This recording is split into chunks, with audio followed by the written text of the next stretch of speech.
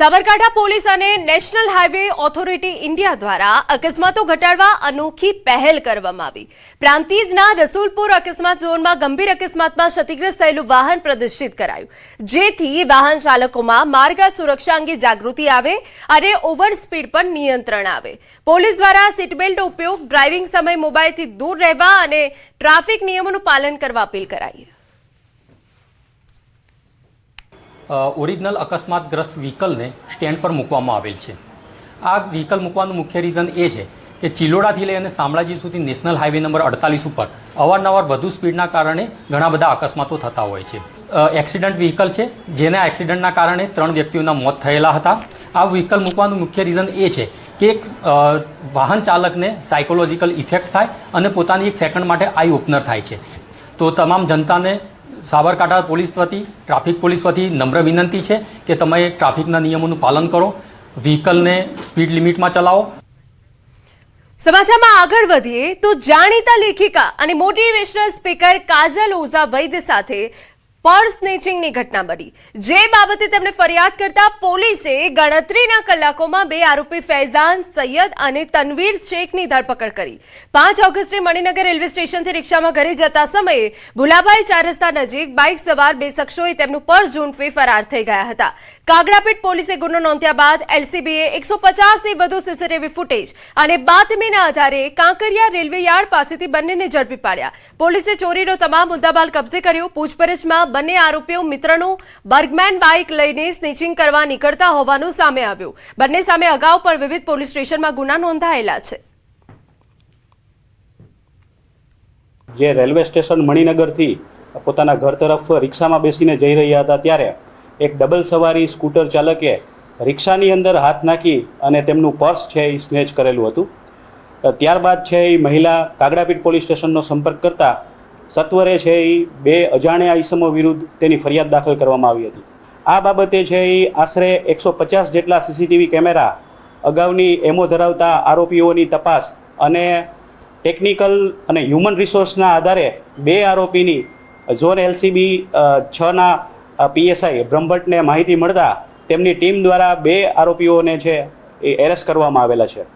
અમદાવાદ શહેર પોલીસનો પૂરા હૃદયથી આભાર માનું છું કે ફક્ત થોડા જ કલાકોની અંદર એમણે આરોપીઓને શોધી કાઢ્યા, પકડ્યા અને ઓલમોસ્ટ મારી બધી વસ્તુઓ જે મારા પર્સ સાથે ગઈ હતી એ મને પાછી મળી છે। હું જાણીતી છું કે મને કોઈ બીજાનો સહારો છે કે કોઈ અધિકારીઓએ મારી ભલામણ કરી છે, માટે આ નથી થયું। આ અમદાવાદ શહેર પોલીસની પોતાની મહેનત અને લાગણી છે કે તમામ શહેરીજનોને એમની વસ્તુઓ પાછી મળવી જોઈએ।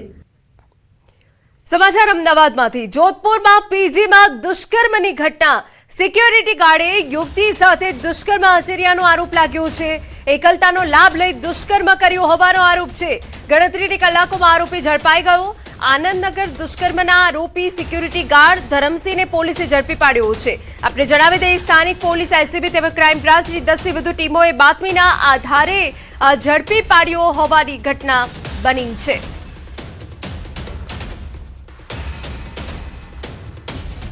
તો સંપૂર્ણ વિગત સાથે અમારા સંવાદદાતા ઋત્વી જોડાઈ ગયા છે।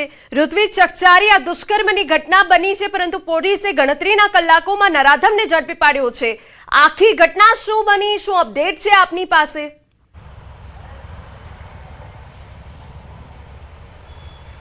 જી ના વાત કરીએ તો જે સિક્યુરિટી ગાર્ડ છે તેની હેવાનિયત સામે આવી છે। જ્યારે આ પીજીમાં રહેતી યુવતી છે તે ટેરેસ ઉપર ગઈ હતી, ત્યાં અગાઉથી જ સિક્યુરિટી ગાર્ડ ટેરેસ ઉપર હાજર હતો અને જ્યારે યુવતી ટેરેસ ઉપર ગઈ હતી ત્યારે તેની સાથે તેણે દુષ્કર્મ આચર્યું હતું। જે યુવતી છે તેને બચાવવા માટેના અનેક પ્રયત્નો કર્યા હતા, પરંતુ સિક્યુરિટી ગાર્ડ દ્વારા તેની પર દુષ્કર્મ આચરવામાં આવ્યું હતું। જ્યારે આ સમગ્ર ઘટનાની જાણ ફ્લેટના રહીશો અને અન્ય લોકોને કરવામાં આવી હતી, ત્યારે તાત્કાલિક આનંદનગર પોલીસને જાણ કરવામાં આવી હતી અને આનંદનગર પોલીસે તે ઘટનાની ગંભીરતાને ધ્યાનમાં રાખીને ઘટના સ્થળ પર પહોંચી હતી અને આ સમગ્ર મામલે જે સિક્યુરિટી ગાર્ડ હતો તે ફરાર થઈ ગયો હતો, તેને શોધવા માટે અલગ અલગ ટીમો બનાવવામાં આવી હતી।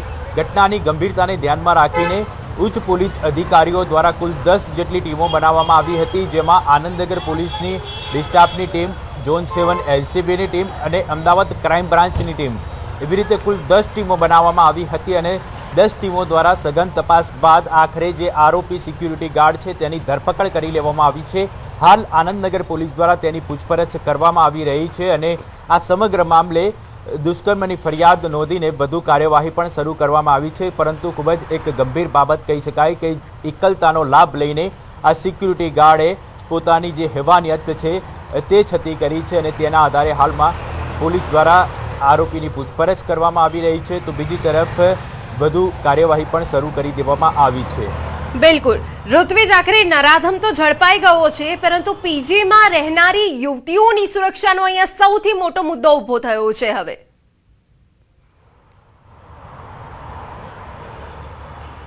ચોક્કસથી એના અગાઉ પણ અનેક વખત એવા બનાવો બની ચૂક્યા છે કે જે પીજીમાં રહેતા યુવક યુવતીઓ છે તેઓની સુરક્ષા માટે એક સવાલ ઊભો થાય છે. ક્યાંક પીજીમાંથી ચોરીના બનાવ પણ અનેક વખત સામે આવ્યા છે. એટલે અગાઉ નવરંગપુરાની વાત કરીએ તો નવરંગપુરામાં પણ એક ડિલિવરી બોય દ્વારા પીજીમાં રહેતી એક મહિલા છે તેની છેડતી કરવામાં આવી હતી.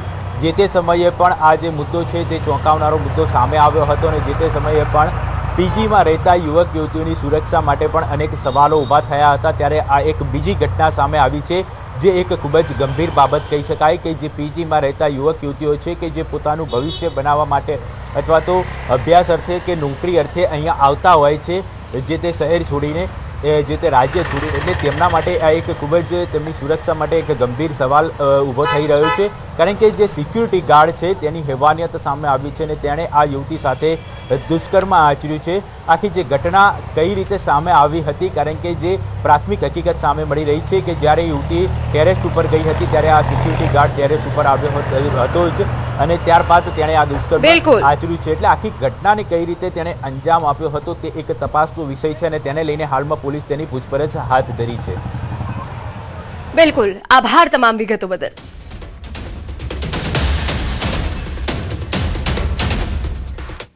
સમાચારમાં આગળ વધીએ તો ગોવિંદભાઈ ધોળકિયાનો ડીપ ફેક વિડીયો બનાવી ઠગાઈ. ઓલ્ડ કોઈન કંપનીના નામે ફેક પ્રોફાઇલ બનાવાઈ. હું ગોવિંદભાઈ ધોળકિયા બોલું છું, કહી ઠગોનો નવો ખેલ સામે આવ્યો. આરબીઆઈના નામે જૂના સિક્કા મોંઘા ભાવે ખરીદવાની ખોટી જાહેરાતો કરાઈ. પ્રોસેસિંગ ચાર્જના નામે ₹1500 યુપીઆઈથી પડાવવાનો પ્રયાસ થયો. નિવૃત્ત ડીવાયએસપીના ક્રોસ ચેકિંગમાં સમગ્ર કૌભાંડનો પર્દાફાશ થયો. સુરત સાયબર પોલીસે બીએનએસ અને આઈટી એક્ટ હેઠળ ગુનો નોંધી તપાસ શરૂ કરી છે. ગોવિંદભાઈ ધોળકિયાએ એસઆરકે દ્વારા સિક્કા ખરીદવાની કોઈ યોજના નથી. ટેકનિકલ એનાલિસિસના આધારે આરોપીઓને ઝડપી પાડવા પોલીસે ચક્રો ગતિમાન કર્યા હોવાની વિગત છે.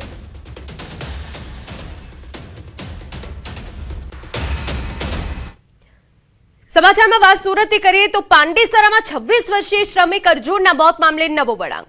વાયરલ થયેલા 34 સેકન્ડના વિડીયોએ સર્જ્યું રહસ્ય.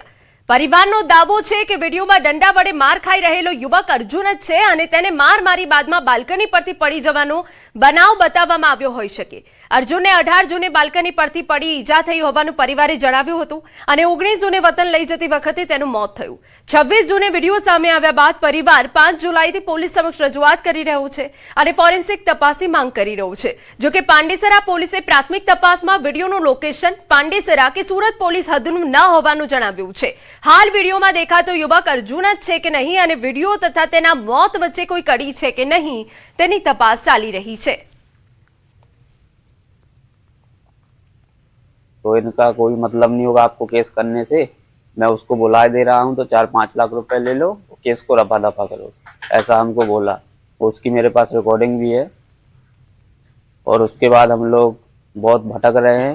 फिर उसके बाद हम यानी फिर ऐसा बोलते हैं कि आज आना कल आना, आज 1-1.5 महीना होने को चला है. कितना बार गए आप पुलिस स्टेशन के चक्कर खाए? बहुत बार, कम से कम 15-20 बार, जब बुलाते जब जाते हैं. तो कोई कार्रवाई नहीं. यहाँ हम परे हो गए, 1 महीने से चक्कर लगा रहे हैं, आ जाओ कल आओ, और कोई कार्रवाई नहीं हो रही, न कोई पूछताछ हो रही, न कोई सुनाई हो रही है हमारी.